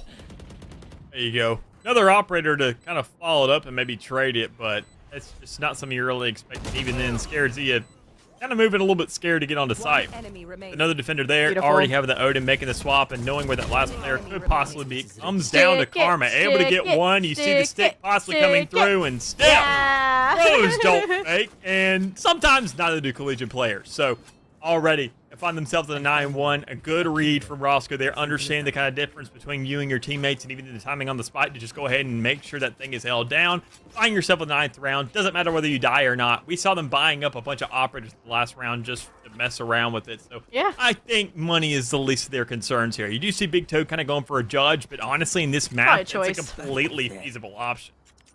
I think last round, like, yes, they're messing around with the ops, but I think the ops are ultimately what won them that round. I mean, you can't plan out in the open when you have one posted up CT, one posted up Link, and that plant is solely what allowed the stick to come through. But again, it feels like if you are Swords, you should recognize that Roscoe's gonna be pushing up like this. They should not be able to get out with one grab, because then you're either out smoke, so you're out a rotation option, or you're out some of that initiating utility like that breach, which can be pivotal for a site take. And look at this, they're even abusing other avenues on the side of Roscoe. They're like, all right, if we can't push down A main, we're gonna push down tiles, and it's working. They're disrespecting that Cypher utility. They're disrespecting Swords. I mean, seeing how this is really going, I mean, for the Swords, that's good look so far. I mean, still have that Reckoning to work with. Honestly, the best part about it is you don't have to be in line of sight to really get any effect. It's not like a showstopper. So if you do still want to exert that pressure towards an area of the map, you do want to assist your team and find somewhat of an actual pressure tool to get on the site, and especially a little bit of intel as well. You could pop that on the other side of a wall, kind of back towards that spawn, and still get that effect off. Knowing you found that extra frag there, that's now a player you're saying, honestly, we're not really nearly as stressed about it. Put him on a flank somewhere. It's a harbor. He reaches what feels like on for miles. So it's a doable option. Just kind of let him do his thing because it does look like he could get that flank on the side from him. He is a little bit slow to the cut. Still with spike in hand, that's the most stressful thing for me. You got a solo venture going on to the A site. You got Atom Bomb now just kind of wandering around playing Breath of the Wild, trying to just find an opening here somewhere. And you only got 10 health to do any of this. And rather than going over towards B, well, you take the 1v3. Little awkward, but something I would say that an element of surprise could play out in your favor for. Yeah, I feel like this point, Swords, it just feels like they're breaking down a little bit. I mean, we saw it. The cohesion that they do to deny the initial aggression that Roscoe's been throwing at them to get those trades, that's been what gets the round in their favor early on. And then all of a sudden, they're taking solo fights. They're taking these solo ventures that you mentioned, and it's just a complete 180 from what was working, or I should say almost working, since they've only been able to successfully achieve one round. I mean, yes, his aggression's finding openings in the defense, but they're not even abusing those with the solo players. Oh, not again. Yeah, Taco Cat just finding that momentum. I mean, this is the 11-1, 10-2 kind of situation. Worst case, we see Swords meet that same exact half we saw over on Bind. Best case, he gets, I mean, it's something even maybe closer if we do see that second half start to go in their direction, but knowing 11-1, that's just kind of suicide to some degree. It's just kind of at that point where you're like, things aren't just going out all that well for us. Knowing that 10-2 didn't work out, 11-1 sure as heck. Knowing already more and more players getting cut off, Taco Cat is just being that Reyna that everybody fears, not just playing at least the role of the duelist well, but able to kind of cosplay that intimidation factor of a Reyna in a ranked game. It's just something that's just overwhelming. So now the odds are stacked against you. 11-1, it's not a point where you're saying, do we force him in that second round? You're saying, do we honestly go all sheriffs in this first one just because we needed that much? Full sheriffs. Yeah, no, I think the utility has definitely been the go-to for Swords, and I think it should be here. I do like the buy being multiple avenues of kind of, I guess, close up with the frenzy, long range with the ghost, but 11-1 at the end of the day, it's a worse half than what you had on Bind. So you got to figure out what to do here on the defense. It looks like they want to surprise Roscoe. They're going to take their strategy and run with it. It looks like we're going to see at least 3 members here pushing it down mid towards Pillar, and let's see what the response from Roscoe is. Something tells me they might respect this fight and take it. Well, already with that shot, you know exactly what's going on. You know the players are pushing up. You know what the Swords are trying to pull off. But even then, Roscoe not really able to answer it. 2 players down, even then, a good bit of damage kind of spread amongst everybody to some degree, but Roscoe having at least 2 players alive completely and having Taco Cat alive, more importantly, that's the unfortunate reality that's in front of you. This guy obviously going off an absolute spree in that last one, just so long as you can remain alive and have the necessary trades. It's at a point where Karma's in a bad situation, saying, now I got to play for the retake as well. Hearing that spike go off, I saw 1 player back towards mid, but even then, I know the spike is going off towards A. I got to just go ahead and find myself in my own adventure now in a 1v2 where I have an entire map I have to cross. And that's the kind of buzzer beater here, is that they don't have a lot of time, and my concern here is that that's going to rush them to take these fights once they finally do get to site, and when you're up against the clock, that's when you make mistakes. Spycam confirms, should be a swing out from MC Speedrun, and yeah, they're just buying time for their team! And it's the perfect amount so that Sacred can get in this position for the trade and lock in map and series point for Roscoe here in the Midwest playoffs. I saw the desperation. 12-1. Not only map point, but as you can tell there, match point. We don't have a best of 3 system inside the game yet, but even then, regardless, we would have it set up to say exactly that.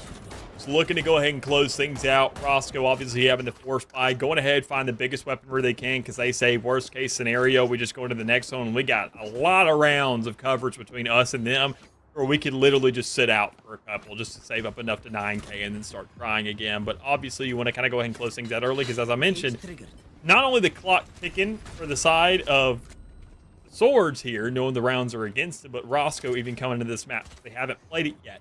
And, I mean, good enough for them, for the Swords to choose this map, and Roscoe still to have to play it. They're looking extremely strong, like this could be an integration to their map pool if this just feels good enough. Yeah. I mean, I can see the influences from Swords and the comp they went with, but I would love to see them make it their own like they have thus far. But already into the thick of this round, it is a 3v3 as the spike finally gets planted. And while they don't have the best weapons, it is a force up, so Swords has something left in the tank to throw at the squad. Unfortunately, the backstab from NECC Speedrun. Now the forward aggression and the CC off that fault line, off that Odin. Albeit Donk able to beat them to the punch here. But even then, I mean, time's not their favor. Big Toad, are you actually going to do this? You're actually going to do it. You're actually going to do it. And they're not going to respect it. They're going to pull up the plastic. And they're going to punish. Bullet's also there. Wait, Ninja Defuse. Ninja Defuse. Too. Ninja Defuse. Animu. Clutch. I should pay. Oh my god. That's why you don't let your ego get to you. They just Ninja Defused on you while you're going for the knife kill. And this is Valorant, too. I mean, ninja fuses don't really go off. Thankfully, in this map, the spike does make sound. In every map, the spike makes sound. In this game, it makes sound, thankfully. If it didn't, good God, retakes and just holding on the attacking side would be an absolute utter nightmare. But Roscoe probably is going ahead, joking around, giving themselves some time to chuckle off what just happened there. Because, I mean, still with a 10-round delta between the Swords and Roscoe, it's not impossible by any means, but I mean, for them to see what was happening, it took them the attacking side on bind to really get themselves 3 rounds compared to the 2 they saw on that first half. So obviously their defense isn't as impressive as what we see on their attacking side. And I don't know if they had that same potential to bring that early pressure like we saw Roscoe deliver on that first half. So they're going to have to play a little more of a passive game, actually look for the retakes, look for these players to kind of funnel in sight and just kind of cut these guys off to work off those numbers at that point. And that just is a game where you're literally playing into your opponent's hand, saying, we're waiting on opportunity, we're waiting on these exchanges, we're hoping these rotations come through. We're just kind of trying to find these very slight angles, and if we don't make the most of that, just things aren't going to go in our way. And it's an unfortunate reality of the circumstance, but it's just how the game has to be played. And on defense, it's just a nightmare to pull off. Yeah. I've never seen that art. I have not either. It's a high-quality Valorant moment. But what we need is high-quality gameplay out of Swords from this moment onward. 10 rounds in a row they have to tie together here. And, I mean, Roscoe, they just took a timeout, so they're the ones that have adjustments to be made that now Swords will have to respond to. So thus far, a little bit of feigned aggression here, aim towards mid to deposit Triska this deep, while they really want to set their sights on A so that Triska can go for that late round top mid flank. Unfortunately, Donk has better ideas. Donk has the timing, but not the shot. And that's a neural theft hand delivered. But it might not matter if Animu ends the round before the spike can even go down. Unfortunately, backstab keeps things in contentions, keep things on a 3-on-3. But again, Triska's in place. Triska's just going to be able to punish here. Only a classic. How many can they truly get before the force that is Swords swarms over MC Speedrunner? Oh. Just one. That may be all you really need. No gun. Gonna pick up. Got a cove. Got some coverage. Understands that a Phantom is over there, and it's a much better option. Like the trade-off, and with Adam only being one shot, no, this is like literally this. 1v1 that can go ahead and end things off. Still Spike within their grasp as well. Doable. You got 20 seconds. If you haul it, you could get across the map, sure, but even then, that's when you're sacrificing a little bit too much when you know this player is around this site. So, covering shots, going back and forth, trying to bait that down, see where you can hear some footsteps go off. If that is the case, but even this spray through and not enough there to close off Graham, as we do find ourselves at least one more round coming out for the Swords. Whew, that was a little bit too close for comfort. I understand you have an Odin, you can get the Radiant box spray down, but when time's not in your favor, nor is the HP, and you're up against Arena. Yeah, so 12-3, Swords continue to clash. And now, I mean, you can see they're still going with the SMG approach. Double Ares, Odin, they're just pure meme fueled at this point. But if it works, it works. I mean, that's 2 rounds in a row they've tied together. They're going to be looking for more here, but look at the early denial. The utility invested from both sides here. And, I mean, I'm afraid for these players are going to get caught out on sight. To see really what we surmounted here already. I mean, good going back and forth. That isolated player that was over towards the outside of that A side, you understand that will go one in their way. Wasn't ready for the second, and when you're kind of stranded, you need to be ready for that. just in case. Damage done, otherwise the kill feels Empress. like a long scheme. But already the Empress Ooh, wanted to play here for Taco dismiss. Cat. This is where things can become really concerning. It's up against Sur and Ares, which requires a little bit of a wind-up, but an Empress, every single gun doesn't need a wind-up. It is just a menace. It keeps on moving forward. With dismissal available and ready to roll, you know where Donk is, you know where the other player ran away to where you're saying, honestly, they're all funneling back towards that left side of the map. So let's just run A, or let's just chase down the kills too. That's also a doable They're option. low. Yeah, but in the meantime, they've found the last player. They're going for the knife again. Can you not? Oh, and this could be again. What seals the deal?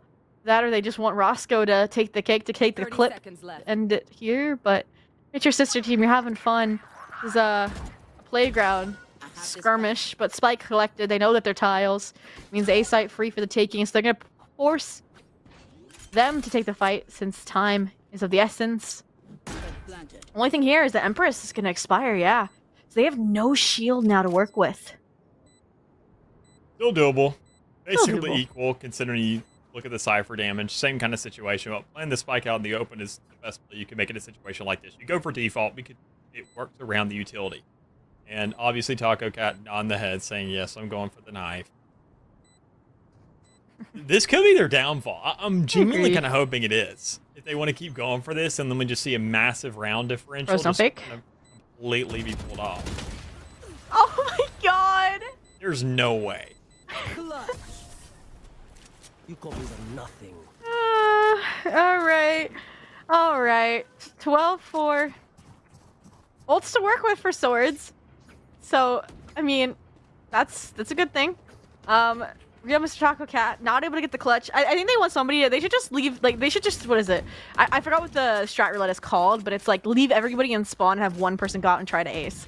And once they die, then you send the next person. And I feel like that would be a great strategy here for Roscoe to take.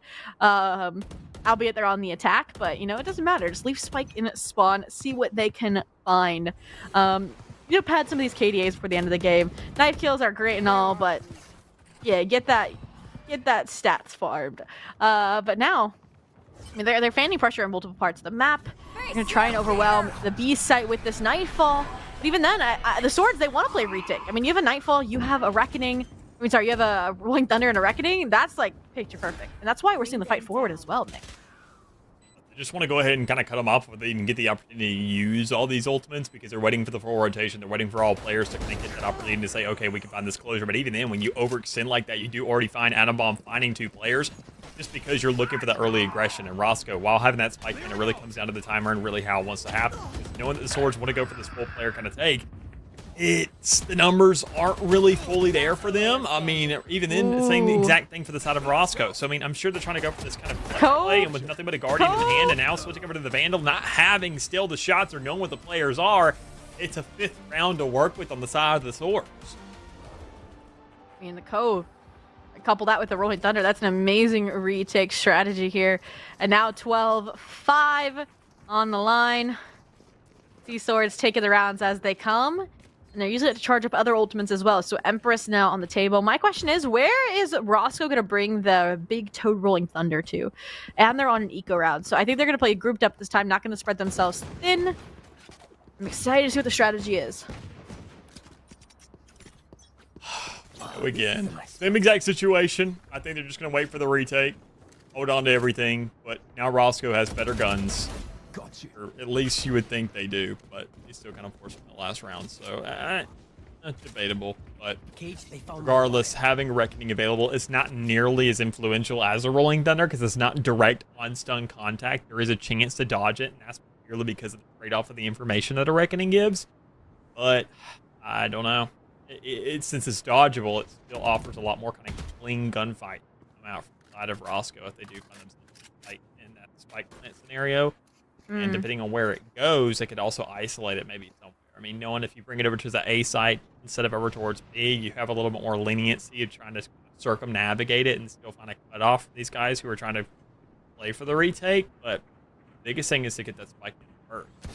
They're really starting to struggle with it. Trying to find these engagements, or trying to see where things really start to open up for them. You do have a Rolling Thunder on the side of the attack, but I mean, there's no reason whatsoever that you should really pop it up, especially as the numbers start diminishing more and more. Animu's just been insane at solo holding this A site, and the rest of the team is just being used instead to ensure there's no other openings, gaps in the defense that the Roscoe players can take advantage of. And we might get a Western duel out here with the dig, but it only gets chip damage, so a flawless round for Swords. Keep fighting back. Go again. Comeback looking doable by the Swords, but that was also off the back of a Ninja defuse and a round that was supposed to be guaranteed, or not guaranteed, but still, I mean, heavily favored on the side of Roscoe. Another round where they try to go for a knife. So what? It's at least 2 rounds forfeited by knives so far, and well, that's a third of their score. So things are looking doable, and you get to that point to where, once again, keep in mind, I mean, even then, these kind of eco rounds have not been the best for Roscoe. Like, the skill differential isn't that massive where they can just kind of roll you over whatever they got. So it only really takes 3 rounds here for to really win this thing out. They missed the Rolling Thunder. And look at the immediate response. Reckoning out to contest to deny the spike plant. Neural Theft, it's going to propel Mr. Taco Cat forward, though, to challenge, and this might be where they decided to put things to bed. A 1-for-1 trade, though, and suddenly the last to stand is Animu. They've been insane defensive force on the A site. Now they're the solo one in a retake scenario. The question is Roscoe going to go for the knife? Are they going to go for the glory? I mean, they had the breach utility to do it. They have cages. You gotta do something, Animu. You gotta. They're just holding. Time's against you, King. I don't think they're messing around this time. The spy cam. Toad? Dude, there's no way. Okay, thank you, Sacred. Sacred is our blessing from above. 13-6. Roscoe continues their undefeated streak, their dominance here in the Navigators division. Like I said, they've only dropped 1 map the entire season, and that was not going to change just because they were up against their sister team today, Mick. Yeah, I mean, I'm surprised they let that much go through, because as I said, I mean, the bigger kind of scheme of the season is still at hand here. I mean, you still have 2 more rounds of bracket play to go through. You still got a lot more that you have to play into. And Sunset will come back. Last thing you want to do is kind of expose more of kind of where your kind of default setups are playing towards, or even then where you like to kind of lean your aggression towards, unless you're just intentionally going somewhere different just because you're sister team. But even then, when you give up that many rounds just kind of for free out the back of those knives, it doesn't become much of a game anymore. It's that point to where, okay, you actually start to feel some real pressure here. And we even saw that where they stopped putting the knives up and they started kind of putting the guns in their hands instead, saying, we really do have to lock this thing up because our ecos are not the best thing in the world. Yeah. And even then against a sister team where, sure, we could talk about ranks all day where it's golds and silvers, but you're going to run into, once again, Ascendants, Immortals, same exact kind of situation that your team is looking at. And when you're dealing with those sheriffs, it's going to look even worse more than likely. I mean, look at this map, right? They were farming stats here, and they were giving stats to their sister team as well. I mean, 24-14, 6 first bloods, being that Reyna player you want to see. Yep. I mean, even Graham was stepping up considering bind. They had a lot of disconnects, and that already has to be a mental hole you have to worm your way out of. But I think another reason why they threw a couple rounds there was just to try new things out at the start of rounds. Like we said, this was a map they hadn't played before, and now they've tested the water. Now they know that this composition might work, and I do like the Reyna pick over the Rays, particularly for real Mr. Taco Cat. I'm curious to see what happens when they're up against a team that has a stronger Cypher, just because, like I said, those trap wires can be a pain to deal with on the attack, and just because they were defaulting and pressuring mid more than anything, it wasn't really an obstacle for them. Yeah, I think, honestly, another big issue was, I mean, on bind, I was really impressed by the stance of the entire team. I mean, they were kind of keeping up with their own. There was no more of, like, maybe a 3 KD kind of delta between the 2 numbers with their teams. And I mean, honestly, here, that's where we saw the ball be dropped a little bit more. That Cypher was able to kind of keep that same momentum as what we saw on bind, which I think in the map is a little more aggressive. So if you don't find those setups or those timings, and even then more so kind of looking at the size and how things started off, you're starting the attacking end, not the defense. And that's where your Cypher really starts to excel. So knowing that you didn't have nearly as much time to kind of get that ball rolling, it makes sense. But even then, Graham was also able to step up a little bit more. I was happy to see that the Delta, and we didn't have, 5 technical pauses because of it. So he was at least in the game to some degree, playing on a different PC, but still not able to meet the expectations of, obviously, when you see Taco Cat being just another level of a Reyna difference here. But that's the reality of Reyna. The only thing you have to go off of is your Leers. There's no other piece of utility there. It is just outright gunfights, and Taco Cat takes the Well, that does bring week 1 coverage of the Midwest playoffs for the Navigators division to a close. Again, it's single eliminations. The Swords end their run here, and they will carry on in the spirit of their sister team, Roscoe, one of the front runners for this group. I can't wait to see what they continue doing, Mick, but that isn't all of the Monday Night Valorant coverage, as we do have, I believe, the Legends division up later. Converse University versus Cumberland Maroon, and that isn't single elimination. That's double, so they'll have a little bit more wiggle room to deal with. But any last words, Mick? Before I murder you, no. Not really. Just kind of obviously, thank you all for tuning in. And I mean, surely if you're an MMOSC fan, or even if you're not, enjoyed having you here. But I'm telling you, that next one, there's a lot more at stake there. So it's definitely worth sticking around.